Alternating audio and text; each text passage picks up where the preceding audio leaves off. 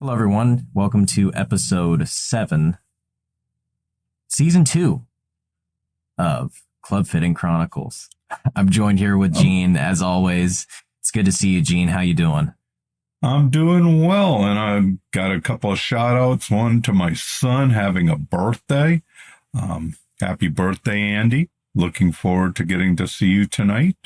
And also, Carlo, this is thanks to your email. We're going to talk about some of the issues you were asking about when you emailed me a couple weeks back. So thank you for the suggestions, and we'll talk about them.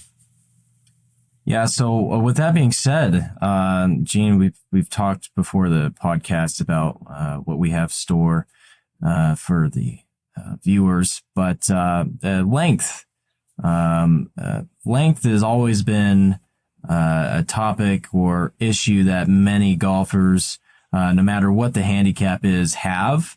I know a lot of friends of mine, including myself, have gotten clubs or new or used, whatever they are, and some of them are, the standard is different, right? We always come back to the same statement. What is standard? What is the standard? Doesn't exist. It's not really a thing. So when people, it's standard length.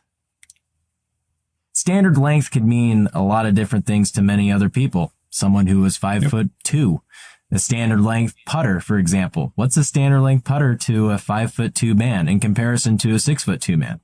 Their definition of standard could be different, right? So, with that, Gene, what do you have to say for anyone who's listening who has those struggles trying to find their standard length for them? Yep. Well, and we're kind of gearing this towards the high handicapper.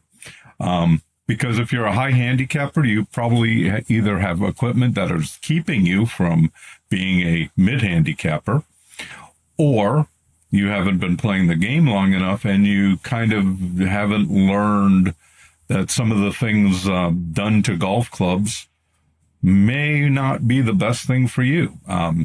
So often I run into people on the golf course. I know I'm going to play better because I bought new clubs. Well, those new clubs are not aware of the arrangement that you and your brain have made that those will magically work better. A lot of times I run into people who can't understand why they're playing worse than they used to with the new clubs. And so, that whole notion and of what to do. And it starts back with, I get asked this question. Adam, last episode, I answered the question, do you fix the swing or do you fit the clubs to the swing? Well, the thing that you want to do is you first need to see, do the clubs allow me to do the things I need to do? I was thinking back in the last month, I've worked with 3 different people. And then I was thinking back to a good friend of mine who I fit 30 years ago and then recently fit him when he retired. And like 2 of the people, father and son, one had 55-gram shafts in his irons, and the swing weights ranged, it was probably about a 4 swing weight range between his 5-iron and his probably pitching wedge. And then, but the thing is he would get really, really quick. Why? Because the shafts didn't weigh enough and they were long. Now he thought, I'm tall, I need them long. His son, about maybe an inch or so taller, his clubs, I have never seen a set of clubs like this before. He had irons of the same length in some cases, and in other cases, 1.25 inches different. And they were custom made. And it was like, he's probably in his early 20s, maybe mid to late 20s, strong looking guy. His shafts weighed 70 grams. and he had no idea where that golf club was. And his swing weights range from C9 to E0 in his irons. And it was like every club is completely a new adventure. Sounds pretty familiar. Yeah. And so, you know, we worked with them as far as finding, you know, they were unable to repeat because everything they swung was different and was wrong. And so in the case of the extra length clubs, they were learning how to stand up out of the shot because that was the only way they could get back to the ball. You know, and that was what Adam had been talking about the other day. You know, my friend Lloyd, on the other hand, you know, he had some clubs and that I had fit 30 years ago when he was young, and they were kind of on the heavier side. They were graphite, but they were a little bit on the heavier side. Well, he's a little older, and he needed them a little tiny bit lighter. Well, his index has gone from like a 20-something to a 12. And it's just because he's able to repeat and not get worn out by his club. So the big thing, you don't want to try to make the clubs, you know, like bending them to make everything, quote, work. All right. You want to make sure that the clubs are not hindering you from making a good swing. And what are those things that tend to hinder? Too long, rarely too short, but sometimes too light, too heavy. And then you throw in some other things with drivers, but those are the things that you need. You know, you always want to make sure, are these appropriate? And most of the time, I don't know why, most of the time I find people who tend to think game improvement, you know, I need game improvement clubs. Well, they tend to be very light shafts. And as a result, that generally causes more issues with timing, getting too quick. So we're going to hit on all those things, but you know, the big thing is if the clubs don't work for you, if they're inappropriate for you, you're never going to learn to swing them good. So it's always getting that checked out first. You know, are the clubs appropriate? And don't necessarily think I got to have graphite. Graphite is not a magic bullet, doesn't make the ball go further. Ball is not looking up and going, oh my goodness, look, graphite, we're going to go further. Doesn't do that. So with all that being said, the general needs, we'll start with driver. And I'll let you guess, what is probably the number one thing that people have with the problem with somebody's driver, especially a beginner? What would you guess, Josh? Definitely the length is. I mean, I've seen too many people on the range, especially, who have these long, just, I mean, awkward looking drivers, and they're just reaching and they're reaching and they're reaching, and it just looks awkward. And I kind of laugh because I had a driver that was a little bit on the longer side. I mean, you remember, I had the G410 with the even flow black shaft, and I was 15 years old. I mean, I'm about 6'1" now, but when I was 15, when I got fitted, I was about 5'8". And even now, as 6'1", it's still too long for me. I mean, it's way too long. So, I mean, I could definitely say the number one issue that I see is definitely the length. And I know too many beginner golfers that like to say, well, the long drive guys, look how long their clubs are, and it's a complete different thing. It's a complete different thing. And they're illegal on if you're playing in a USGA sanctioned event. Exactly. There's a legal limit. But the other thing that I see a lot of times, too little loft. Yes. Because a lot of people think when they're getting an 8 degree driver or 7 degree driver that they're going to hit it further. Well, Bryson DeChambeau plays a 8 degree driver. No, that's It's not. Yeah, but he also hits up on the ball. It's His about launch 5 angle degrees, is completely different. and his club head speed is a little bit higher. Exactly. So there's a lot of things you take into account with that number. And I remember I was one of those people too. I was like, I need a 9-degree driver. I need an 8.5-degree driver. Well, not necessarily. It's not necessarily the case at all, really. And I was baffled when I heard the explanation and the actual meaning of all these numbers and what they contribute to how far the ball actually goes and the trajectory of the golf ball. Man, it's a big deal having the right degree driver. Oh, yeah. Well, most people don't realize that the guys out on tour hit a lob wedge the same height they hit their driver. Every club in their bag goes the same height, basically. And, you go out to Las Colinas, out to the driving range, and you see people, I crushed that one at about 35 feet high. Well, there's this thing called friction with the ground. Now, again, we're in Arizona. It could be a little bit firm. Yeah. But in the winter, it doesn't roll like that. Yeah. And if you play anywhere else in the country other than Arizona in the summer, they're not going to roll. Mm-mm. And you watch Rory yesterday, and you start counting and you can get to maybe 8 or 9 before the ball hits the ground. And they're making the same comment over and over. He hits, he's hitting the ball so much higher than Xander, and the ball just carries, it's carried 35 yards further. Well, I can count always on carry. I cannot count on roll. Yes. Less loft, more off-axis spin is possible, causing me to go crooked. Right. And there's a ratio, thing, right, of carry to spin. And probably only 95% of us don't really need to worry about spin rates. Yeah. Because there becomes a point where for, mere mortals, where we don't hit the ball hard enough to create enough spin where we have to worry about it.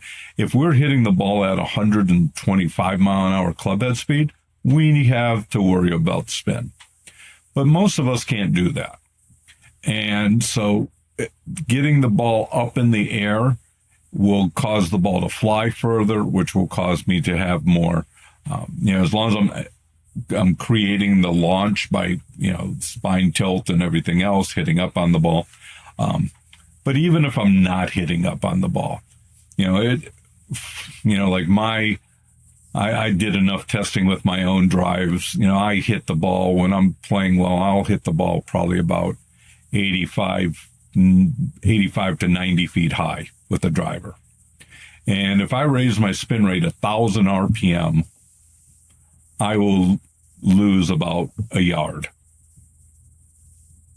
Am I going to notice that yard? No. The ball will go maybe a little straighter because it's harder to curve a ball that's spinning more. But for most golfers, they don't need to worry about spin so much. The other thing is most of the drivers today are built open. Yes. And that's the other thing for a beginner or a high handicapper. Usually one of the reasons why you're a high handicapper, you don't hit many fairways. Yes. Today we were talking, I shot 72 because I bogeyed the last hole because of the being tricked by the sand. I only hit 12 of 13 fairways. And that's pretty normal for me. If you're in the fairway, it's easier to score. If you're reaching into your pocket to hit your next shot, generally raises your score. And sure. Again, most people, their number one thing, the driver is too long, they can't keep it in play. Well, Gene, last year when we were doing the whole experiment with driver and we documented a lot of it.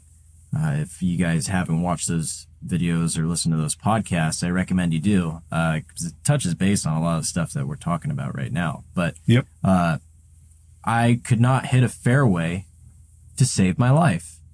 And it was it was one of those things. I could go to Los Colinas, I could go to courses, I could go to Dobson Ranch, for example. Fairways at these courses are irrelevant. You could land an airplane. Yeah. I mean, if you miss the fairway, you still have a shot at the green. Yep. Now, if you're wanting to go play in a tournament where you play somewhere where you need to hit a fairway, if you can't trust your driver to find a fairway, you're automatically making the course longer for yourself. Mm-hmm. Because if you're trying to bank off of a 4-iron off every single tee box, you have a 600-yard par 5. You're hitting a 4-iron off the tee. I mean, you're not taking advantage of someone. I'm not a long hitter, but length for sure is an advantage for younger players. I mean, that there's no doubt about that. So if you're not trusting your driver to hit a fairway, you're already shooting a high number. If you're not playing a course where a fairway is irrelevant, like at Las Colinas, I can go and hit 4-iron all day and be fine.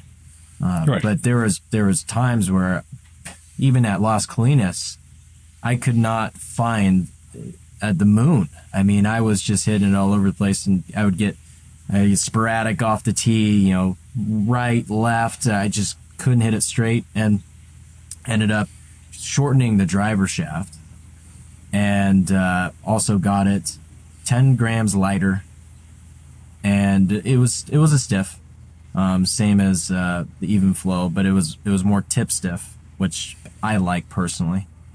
And I mean, Gene, I think we played at Mountain Brook, and I missed like, I want to say 2-3 fairways.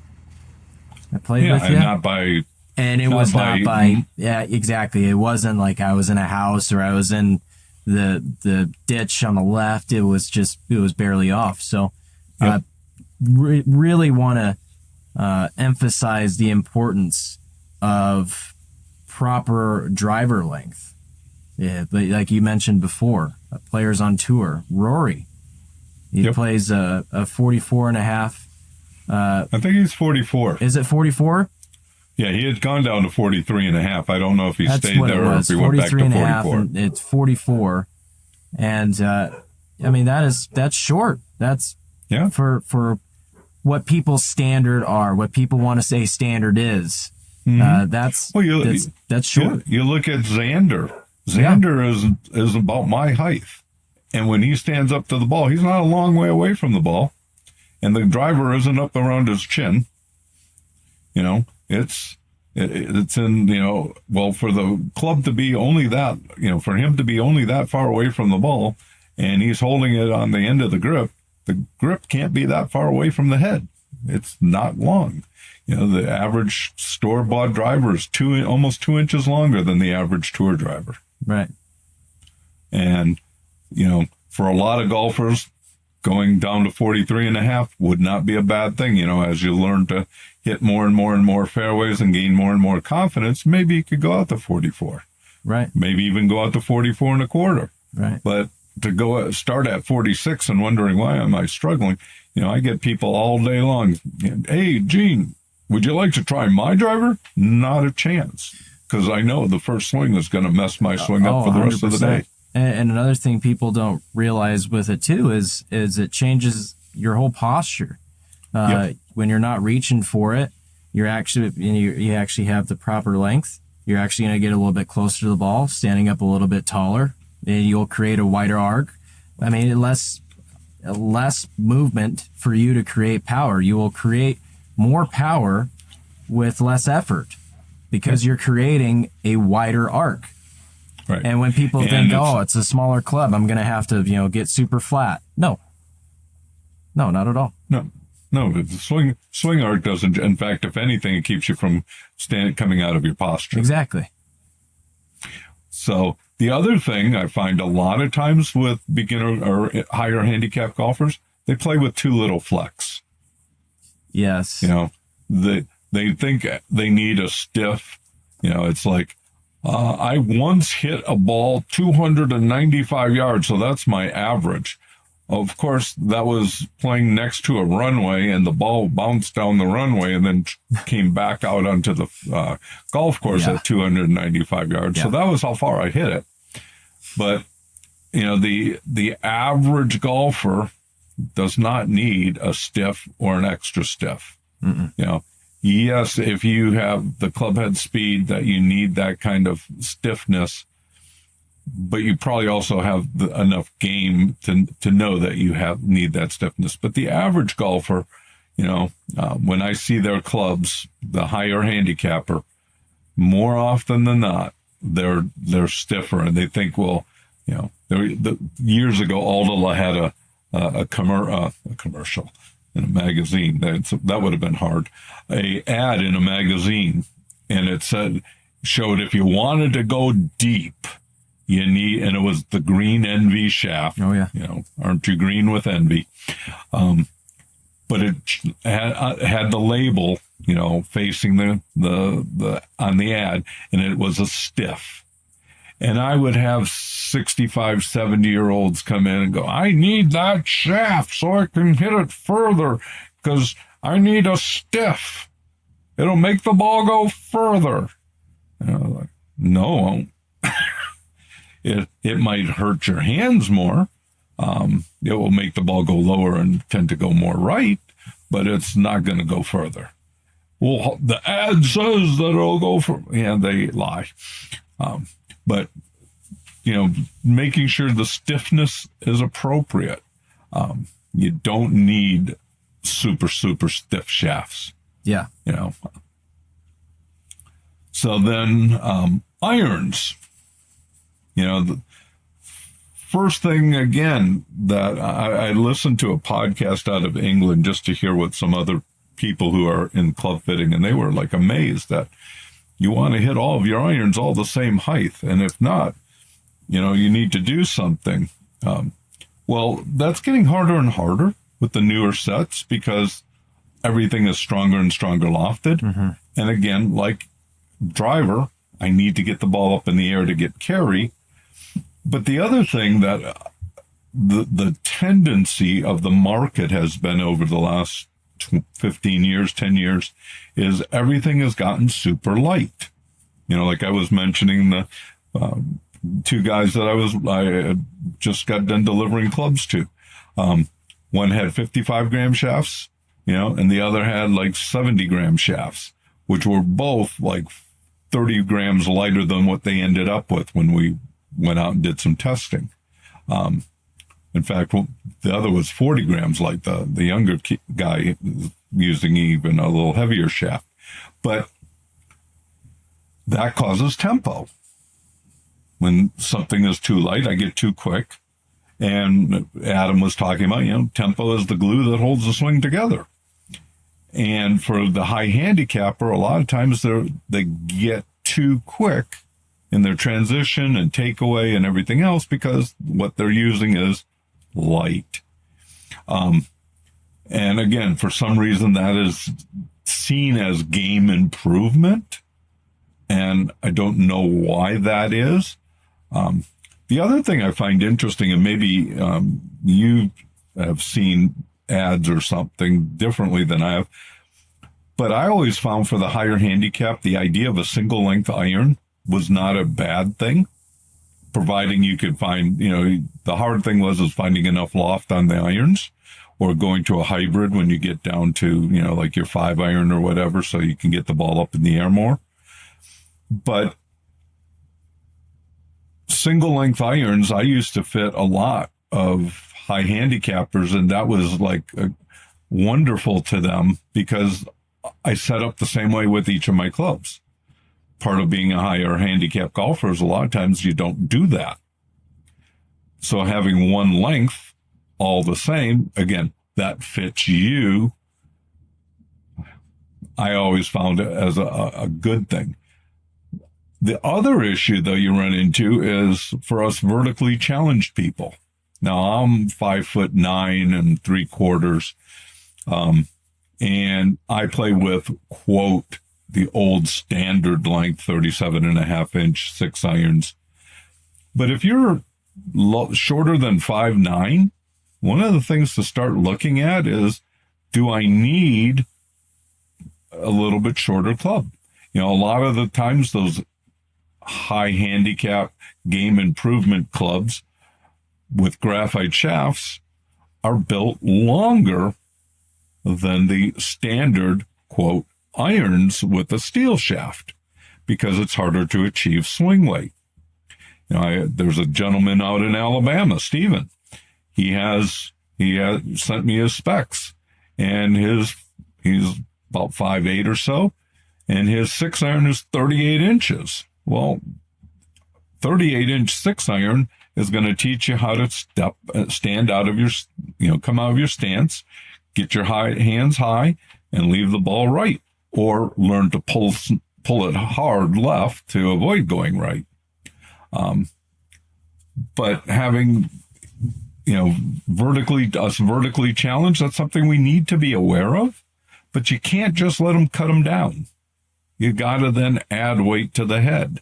That's one of the things that, I would run into often as people would come in, 5'6", 5'7", and they would have, clubs that they had shortened by half an inch or whatever, which I thought was wonderful, except for now the swing weight is C7. And they couldn't feel the head, and they were struggling. Well, they couldn't feel the head when they choked down either. But one of the things you have to be aware of is, if I don't have a great sense of the club head, or if I'm not sure, add some weight. Tape a quarter to the face or something. Tape a couple of quarters to the face. Don't hit a golf ball with them, but just swing and say, does this feel better? Make sure the tape is strong. But, does this feel better with it a little heavier with me choking down? On the other hand, what I ran into the other day is, just because you're taller doesn't mean you need the longer clubs longer. You need the shorter clubs longer. And, so like in the one set, we made his A wedge, sand wedge, gap, or lob wedge all the same length, 36 inches, to get him a little bit taller, a little bit better posture with his wedges, so he didn't feel like his hands were between his knees. He was about 6'3", 6'4". But his 5-iron is 38 inches because he couldn't hit the 38 3/4 inch 5-iron before. It was too long. Anything over 38 inches just becomes harder to hit. But a lot of times people don't, golfers think, I am taller, thus I need longer. On the other hand, I don't see a lot of golfers go, I am a little bit shorter, thus I need a little bit shorter. But I can't just shorten it. I have got to add weight. For every half inch I'm shortening the club, if it's a 9-iron, I probably have to add about 7 grams of weight to the head just to keep it where it used to be when it was full length. Thoughts? Well, I think a lot of golfers suffer with the thought process and actually understanding proper lengths for them. I know golfers that are short. I know golfers that are really tall. And from what you were just saying, a lot of their mentality and sayings to me were exactly that. Well, I need longer. I need shorten my clubs, but weighting is also an issue. I played in a tournament with this kid actually, who was about probably 5'5", I'd say. Clubs were very much shorter, and I noticed because his driver was shorter, and I took a look at his clubs, and his clubs were shorter, but he was hooking everything left. Everything left. So, weighting, it becomes an issue, and people don't pay attention to that. And thankfully, if I didn't do it to myself, if I were to go buy irons and get them a little bit longer, I'm not incredibly tall. I'm taller than average. And if I said to myself, hey, I want to get longer irons, I wouldn't think anything about weight if I didn't know it already. Yep. And if you make them longer, they get heavier. Exactly. So I do think it's very, it's a big misconception to a lot of golfers out there. And it's an unfortunate thing because it's hindering better golf. Mm-hmm. It's a simple little change that many golfers can make today, and they will see results automatically. I remember when we went to the range at Apache, and we actually measured out my irons, my old ping irons to proper lengths. I'm going to say proper instead of standard, right. Proper lengths, and we weighted them, and we did the whole MOI weighting, and I instantly, within a couple golf balls, I'm not exaggerating, instant results. And a lot of these people, a lot of golfers out there, if you're listening, it's not your swing. Most of the time, unless you're a high handicap golfer, and I'm not saying there's such thing as a perfect swing, but there's such thing as your perfect swing that you can make repeatedly. And not having the proper lengths and the proper weight hinders that 100%. I've seen it. I've experienced it. Gene, you've seen it. You've experienced it. You've seen many golfers in your day that suffer with such a common misconception that takes away from their game. I mean, it's incredible the difference it'll make for you if you just took the time and changed it and had somebody do it for you, or you do it yourself if you're a DIY person. But nonetheless, I shot probably 5 strokes or more lower within the next 3 rounds after I did all that. And I really do think it's an important thing that everybody should learn and know. It baffles me that it's not more known than it is. Right. The problem is there aren't a lot of people who know how to do anything about it. True. Well, yeah. There's not a lot of places that'll tell you that either. You go to a lot of these golf shops, the corporations. I'm not going to name them, but everybody knows who they are. And you go to these places, and my buddy, he's like, I went to such and such, and they fitted me for this, and I hit it really good on the simulator, and now all of a sudden we'll go out there and he'll hit it, all over the place. And it's like, at the end of the day, you gotta find the right thing for you, and you just can't have someone in your ear trying to sell you something. Yep. Because that's what they're trying to do. They're trying to sell you something that's going to put a little bit of money in their pocket. And by all means, people gotta do what they gotta do. But at the same time, if it's not benefiting you, you gotta try something else. You gotta do something different and not tweak your swing. Everybody thinks it's the swing that's the issue. Not necessarily.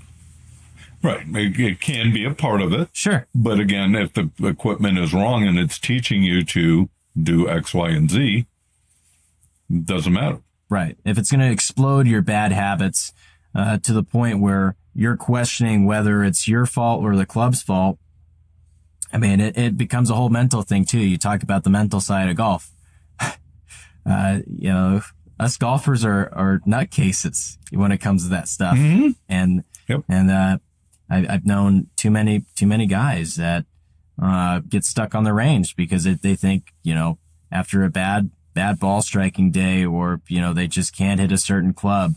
Oh my gosh, I can't hit this freaking 2-iron, man. I can't hit this 3-wood. I can't hit this driver. I can't hit this wedge. What is my problem? Why is my swing? There it is. What is the issue with my swing? And then they change something completely different that wasn't even the issue. And then over time just becomes, it's a whole domino effect. I've seen it way too often with myself. I get too in my own head about my swing. And I mean, now it's one of those things where, I mean, I have bad ball striking days, don't get me wrong. But it's not one of those things where I'm questioning my swing and it's a different thing. It's a different feeling. I don't know how to explain it. It's a different feeling when you have that peace of mind where you know, I have the right club for me and I know where the ball is going. If you know where the ball is going, golf your ball, do your thing. Mm-hmm. Yep. But, you know, it's a misconception with length that causes these issues for a lot of golfers. And it's unfortunate and it's sad. Well, going back many years ago when we first met, and I'm looking at the weights of your iron shafts thinking, wow, those are light. Yeah. And he has such a strong move down. I am amazed that he can hit these as good as he sometimes does. Right. You know, I'm looking at your driver length and saying, right, wow, that's really long and that's really open. There might be a reason, Josh, that it's going high and right. Yeah. And it could be the high extra loft on that club because it's not what you think it is, but it's also too long for you. Right. And it only took you about a year to kind of go, maybe he's right. What would you think? And again, you know, in all the years, you know, I've made thousands of sets of irons. I've made, you know, thousands of drivers. And I'll be honest, I've never sold a driver. I've never sold a set of irons. I just give it to the person. What do you think? How is this different than what you've been swinging? What do you like better? Could we make it better? Let's try a little bit more weight. What if we went to this? And all I'm doing is I'm showing them the things that will work. It's up to them to decide if they want to buy. I don't promise people, you know, all I would tell people is based on the numbers I'm seeing, you hit and based on what we're looking at face impacts, you hit the center of the face or closer to the center of the face, you know, 90% of the time versus 15. Right. I think that will transfer into you'll be better on the golf course. Right. I can't promise that because I'm not going to take it out onto the golf course with you, but it is significantly different than what you are currently able to do. And when we go back to try your driver and then we try this driver, the results remain the same each time. Yeah. Yeah. Yeah. Same goes for putters too. Oh yeah. And one of the trends going around right now are the lab putters. The broomstick. Mm-hmm. And there's a lot of guys, and by a lot of guys on tour, I mean maybe like 5 or 6 guys, notable names that are making money and making cuts and playing well, that are using the broomstick or the lab golf putters that are a little bit longer and they're not necessarily anchored, but they're longer and they're kind of using, you know, their chest putters and arm lock putters too. Arm lock putters. Right. All these trendy things that may work for some people. Right. That goes back to the standard. What is standard? Most people need to understand is they're also practicing 3, 4, 5 hours a day with those. This is true. And the average golfer rolls like 3 putts before he goes out to the first tee and then wonders why he's missing everything. And we'll talk a little bit about putters at the end, but I never look at, oh, well, so-and-so is using that, I better use that. No, because I'm not going to do what he does. The other putter that's kind of getting me is the Jailbird. The whole the Ricky Fowler spec. Right. Everybody, yeah, I just got the brand new AI Smoke Jailbird. It's the Ricky Fowler spec. So yeah, I can't wait to putt with this thing. And they take it out of their bag within 3 rounds. Well, go figure. 1, you're not Ricky Fowler, and 2, he does it for a reason. Right. and it's a long putter. I mean, I think it's like 38 Yeah, I inches think or it's something somewhere like around there. that. Yep. It's 38 point something, but Right. nonetheless, you know, I kind of like the look of the jailbird putter, not just the length. So I actually got a jailbird putter and just to see what the hype was about as far as the putter goes, not just the length. And, you know, you just got to find what you like. And Yep. putters is one of those odd things for golfers that, I went, Gene, when we're at the back putting green, he has this your little T-line putter from 1980 something. No, 1974. There you go. And yeah, I mean, I love that thing. I would never have guessed that I would like that putter. And I did. And, I thought, for a long time when I started getting into golf, well, I need a Scotty Cameron. Well, I need this putter. And while the milling on the face of a Scotty Cameron feels awesome, it goes back to one of those things. Liking something doesn't always necessarily produce the best results. Mm-hmm. I really liked my Ping blade. It was all black putter, and I really liked it. Really liked the way it felt. I could never make a putt with that thing. TaylorMade Spider. I'm gaming that one again, and that's another putter. I've always loved that putter. When I got it my sophomore year of high school. It's a silver putter. I'm not a big fan of silver putters. I've mentioned this before, but I love the top line on it. Mm-hmm. It's one of those things. There's little bits and pieces of putters that may attract your eye as a golfer. But one thing that they all have in common is they're all the same length. Yeah. And we're going to cover that in a minute. I want to finish up with our fairway woods and hybrids. Sure. Because then I want to show off some putter things. Fairway woods. How's that 42-inch 3-wood going? Well, I can hit any fairway with it. And I'm hitting the center of the face a lot more often. And, once again, it's redundant, but I keep saying it again, finding the right length. And I'm able to trust that club for a fairway. And, I don't have to work as hard to hit it far. That's the thing. You say, oh, you lose distance. No, you gain. Not if you're hitting it on center. You gain distance when you hit it more in the center of the face. So, yep. Less toe strikes, a lot of, just straightforward shots. Yeah. I mean, that's one of the things I notice with most higher handicap golfers, fairway woods, 43 and a half inch 3-woods, some of them carrying like a 14-degree. No, you need loft. You need shorter, easier to hit on center. It's like the long, people used to come in afraid, if I shorten my irons, I'll lose distance. Not if you hit it on center, and you'd never hit it on center before. You'll gain distance. It's amazing how hitting the ball on center, the ball goes further each time. It's an amazing feat.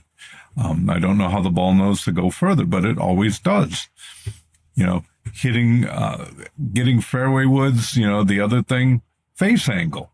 A lot of fairway woods are built open, and you take open and long and stand, early extension, standing up and coming from outside to inside to try to make contact with the ball. For some reason, that's a classic. It's going right until you mother hook it. Too long. Your fairway wood, my fairway wood, is the same length I played with in college, 42 inches.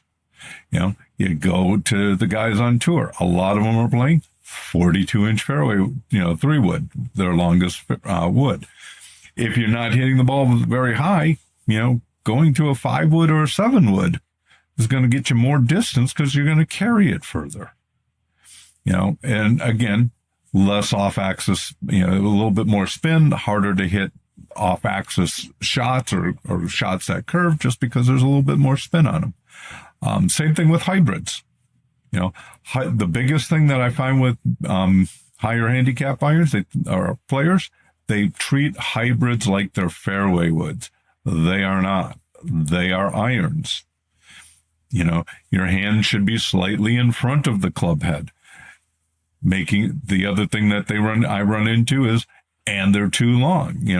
There was a guy I was playing with recently who was struggling, and I measured his, I think it was a 3 hybrid. It was like 19 degrees or so. And it was the same length as my 3-wood. And he was about my size. I don't know why that would be hard to hit. The other thing that you run into is, a lot of game improvement type fairway woods are super light. Mm-hmm. Oh, yeah. They're 55 grams in a fairway wood. Oh my gosh. We have 75 in yours. I play with 75.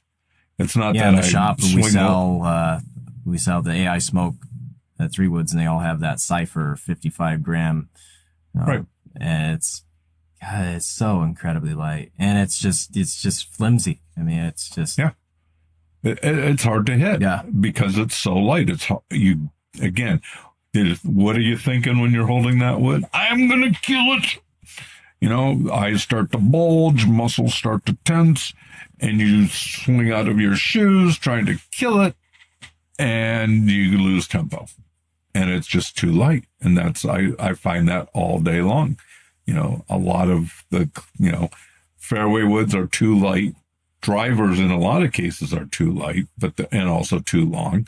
But weight of the shaft, something to think about.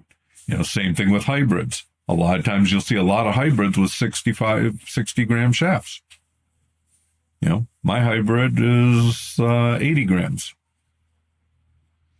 Again, I'm an old guy. I'm 66 years old. But if I played with a 55, 60 gram hybrid shaft, I could wrap that thing around my head a few times. And I would, it would be hard for me to control the tempo. But again, I need to understand that. I can't go super, when I'm going with game improvement, I need to be aware of that. And then in the wedges, number one thing, wider soles. Unless you are trying to make a YouTube video where you have your friend who's 6 foot tall and you're 3 feet away and you're going to try to open up the face and hit a lob wedge over his head. You can't do that with a wider sole wedge, but you don't dig as much into the sand with a wider sole wedge. And by wider sole, I don't mean this wide. I mean, out like this. The alien wedge was not a bad idea years ago. It was maybe a little bit obnoxious, but it was not a bad idea. But a lot of times people will, I got to have a Vokey. Bob makes wonderful wedges, but those are really more designed for tour players, not for Joe Average or especially high handicap Joe. You need something with a little wider sole, gives you a little bit more forgiveness, allows you then to use the bounce, harder to dig. A wonderful thing. My friend Lloyd, who I made his retirement set, made him one of those wide sole wedges. He's incredible out of the sand. Before here's a bucket and a shovel because you'll be in there for a while. And now he just goes in there and splashes the ball out. And, he had a couple of near misses the last time we played where I thought the ball was going in. In fact, he was better off being in the sand than being around the greens for chipping for a while because he was just so good with that wide sole wedge. But that's something that a lot of golfers just don't understand. They think a wedge is a wedge is a wedge is a wedge. It isn't. The other thing you run into, if it's part of your game improvement set, generally speaking, those shafts are lighter. You don't want to have super light shafts in your wedges because you're trying to make itty bitty swings, and with no weight, it's hard not to flip them. It's hard not to get too quick. You know, my rule of thumb is, generally speaking, with people, if your shaft weight is 80 grams, then your wedge weight is about 95. You know, that seems to be a good number. Sometimes it's a little higher. Every once in a while, I would find somebody a little tiny bit lower. But wedges, because you don't always make full swings on it, you're not trying to nuke them. You need a little bit of weight, again, for tempo. Any thoughts on any of those topics before we hit putters? No, once again, it's just one of those things. You got to find, the right length, and you got to understand what changes you make when you do something like that, and the results from it. And you can't always just assume. You got to try it, and you got to see it for yourself. You can't just assume if you change one thing, you will get this result. It's not right. Yeah, it's not like a mathematical equation. Oh, if I get this plus this, it'll equal this. No, sometimes there's anomalies. Sometimes there's things you like. Sometimes there's things you don't like. I mean, there's so many factors that go into play other than just the little things that people want to make seem as a big deal, but in reality, it's not the big picture. Right. So putters, Adam had been talking about the other day when we were, now it's been a month, average putter built in and for sale is usually 35 inches. And for one reason only, you can see the head above the tour bag. Here's my the Michelob National Putting Championship putter. You can see my T-line, cost $19.95. Piece of tape. What's the piece of tape for? That's where I grip it. I'd never touch above that piece of tape. How long is it to the piece of tape? 33 inches. I have my other putter because I've only owned 2 putters in my 65 years of golf. And here's my Chronos putter. And this one, more face balance than the other one. And how long is it where I grip it? And I grip it right here where it says pistol. Right to here is 33 1/8 inch. Mm-hmm. So I actually play this at about 32 3/4 inches. Right. And the only reason I can't do that with my T-line is because the swing weight is so darn low. As I get even shorter and shorter on it, it becomes non-existent. But most golfers, you see them, putting and their elbows are kind of bent and their eyes are 10 inches inside of the ball. Right. And they're holding it at the end of the putter. Gee, that would be a tough way. I can't imagine how hard it would be to putt like that. Oh, yeah. I was watching you putt today, arms nice and long, head over the ball, easy to make a good stroke. Oh, yeah. Yeah. But as soon as you have all those little, I'm going to try to remember exactly how long my arms are. So many angles, and you're having to manipulate something that you shouldn't even have to manipulate. Yep. Yeah. It's just, why not try to hit a moving ball? Right. That would be easier. Yeah, seriously. I mean, I've had my fair share of putting woes. I mean, you ask any one of my friends, they'll tell you, they have seen me change so many putters. I am notorious for changing my putters. I went through a period there where I was changing my putter and I was trying to, there's nothing wrong with experimenting, but of course, like Adam said in the last video, a lot of great golfers, don't have the right length for them. And, yeah, like I said, when you have a putter that's too long for you, you're having, or too short, standing too far back behind the ball. I don't see too many too shorts. No, because people don't want to do that. A lot of people, they don't want to go too short, but they're okay with going with too long. But if they go, too long, I mean, they're changing their view over the ball, how they're seeing certain angles down at the ball, and how putts break. A lot of people who have putts that are too long for them, they go, wow, this is going. I'm always playing this right to left, or I'm always having to play this so far left, because it's left to right. Well, neither one of those putts are doing any of that, what you're saying. So that's odd. And that's kind of a telltale sign. But nonetheless, like you said, awkwardness. There's kind of this awkwardness when they're holding the club itself, and it just doesn't look right. Doesn't look right. And they're having to, change their stroke or manipulate their stroke, to achieve a certain strike of the putt. And I know, because that's me. and my Spider is a 34. It's not a 35. I think it's a 34. And another one of those things where I know where I grip it. I have a spot on the grip that I pick that I know, I'm a conventional grip. So when I grip it, I see where, my rear pad is touching on the grip, and I could see that. And I can pinpoint that because I have, a lambkin corded grip, and there's a certain piece that I pointed out that I know if I'm gripping it there, or even down by the lambkin symbol, if I know where my right thumb is. Where the other hand is. Yeah. Yep. So, I mean, there's little things that you can pinpoint, but for the average golfer, for the high handicap golfer, man, my stroke sucks. I just can't putt. Chances are, like many other clubs in your bag, it's probably the wrong length. Yep. And it's as simple as that, really.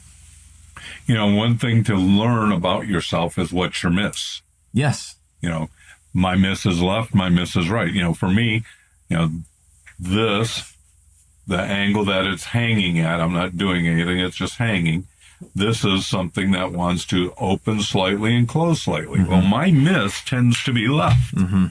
And so one of the reasons why I went to this putter, it hangs less, so it opens and closes. It wants to open and close just a hair less. Right. And I am really good with making those putts. If you want to know how long your putter is, take a ruler. If you have to use more than a ruler, it's too long. Place the ruler along where the center of the putter is, and let it run along the shaft. And that will tell you how long the putter is. And most of your putters are 35 inches. Occasionally, if you have an older putter, it's 36 inches. And again, if your arms can't hang, it's probably too long. If you gotta, because it's so hard to get in the exact same position. And I'm going to try to make a putt, and then I'm going to put pressure on myself. I got to make this putt. Right. Definitely ain't happening. It's a losing proposition. I have a boy that I work with on our golf team at school, and he struggled with putting, and he had a putter, it was a big putter and had a big line on it, and he would struggle. And there were times in the greens, the golf course we were playing, they have dead whales, a couple of hippopotamuses buried under the greens. It's like putting off of a huge anthill, and so it's not like you might have a 2-foot putt with a 2.5-foot break, depending on where if you're coming across where is this that at? hill. Desert sands. Oh yeah.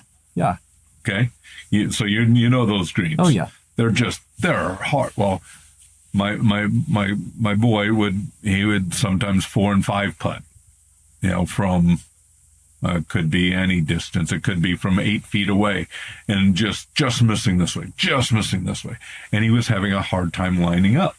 And so I went out and I made him a putter for $35, and it has a big red, like an inch long red strip. and instead of the really nice dark black line that he had on his putter, that was probably a good 2.5, 3 inches long. Big strip, dark red with a white line in the middle, and then it had some other color around the edge, so the red really stood out. First day he went out, I think he hit maybe 4 or 5 practice putts with it. 2 putted 6 holes, 3 putted 1 or 2 holes, and 1 putted the other. He had never done that in his life. Although, it was a little bit shorter, and he could aim. And that's the other thing that people just, they can't aim their putters. I'll stand behind people and, they'll hit a putt and they go, oh, shoot, missed it. And I said, well, were you aiming 7 inches left of the hole? Oh, no, I was aiming right at it. No, you were aiming 7 inches left of the hole, and we're only 10 feet from the hole, and it's going to be hard to make it when you're aiming that far left, unless you happen to loop your swing and come in from the inside with an open club face. But so many people, that's an issue. They can't aim it. Mm-hmm. A good thing to do, find out if you can aim. Get yourself a nail or something. Get a piece of tape the nail to the face of the putter, and stand there and look at your aim lines. For me, looking at that line, where's the nail pointing in relationship to where I think it's supposed to go? Most of the time, people do not aim anywhere near where they think they're aiming. Another trick is if you have 2-sided tape, you just put some 2-sided tape on there, and I'll get like a whiteboard marker and I'll stick that on the putter, and it's big and it shows you exactly, oh, wow, I'm nowhere near the hole. Yeah.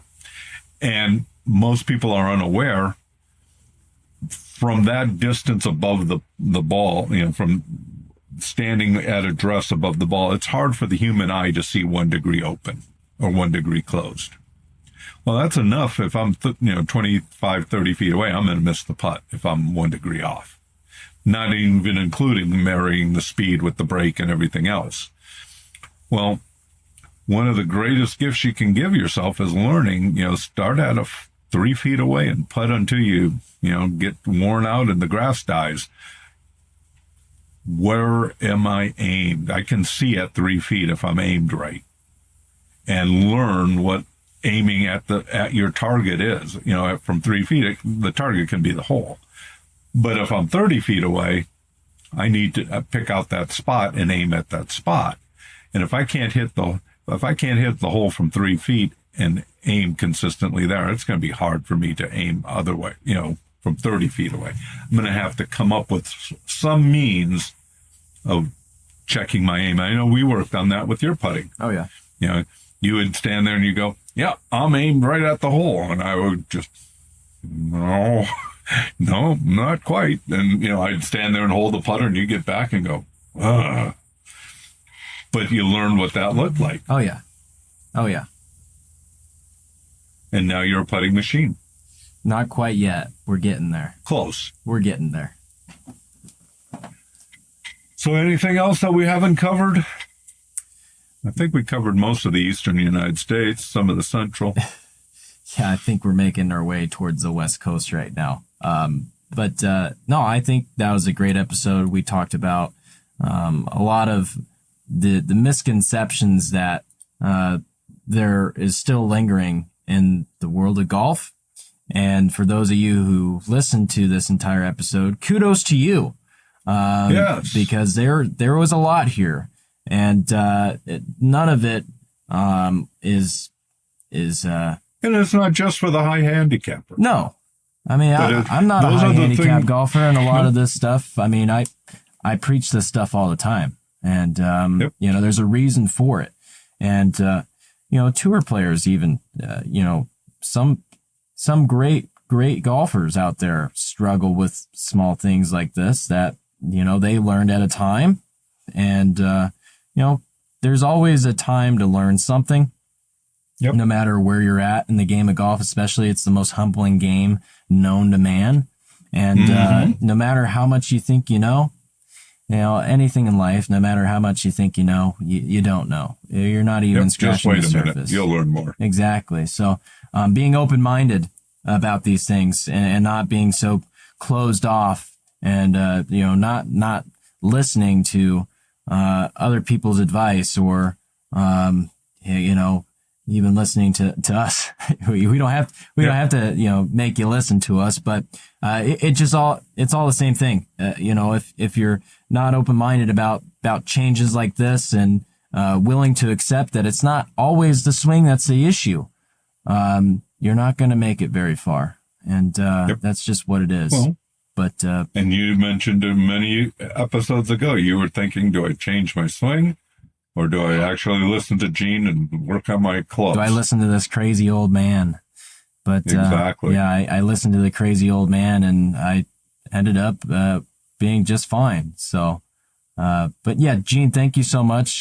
This episode was great, and thanks to all of our viewers and all the support we've been getting. Last episode was quite the hit, and we were reached out to by a lot of people, I'm sure, and also questions are flowing in through the email as usual. Gene is handling those. Yep. So if anyone has any more inquiries for him, don't hesitate to shoot us an email, and we will answer it the next podcast, just like we did today. Yep. And if I don't get back to you in the next couple of weeks, it's only because I am taking my grandson and another to Williamsburg from Arizona by car, and that will take more than one day. Spring break? No, we're done for the year. Oh. We're leaving next week, and we're gonna. Doug and I are trying to figure out a way of connecting because I'm going to hand off a driver to him because he's going to be going westbound on I-40, and I'm going to be going eastbound on I-40, and it's a lot cheaper to hand him the driver than it is to ship it to him. And so, you got the stuff. Yeah, I got it. We're going to try to figure out a place to meet and exchange, give him the driver so he can try it out. So, well, I'm glad you're covering your tracks and it's just a driver that you're handing off and nothing else, Gene. Yep. That's good. That's good. Yep. The FBI isn't on to you yet. No, I just do drivers and irons. Is that what they're calling it nowadays? Yeah, exactly. Thank you for listening. Hope you enjoyed, and we'll see you in the next episode. God bless. God bless.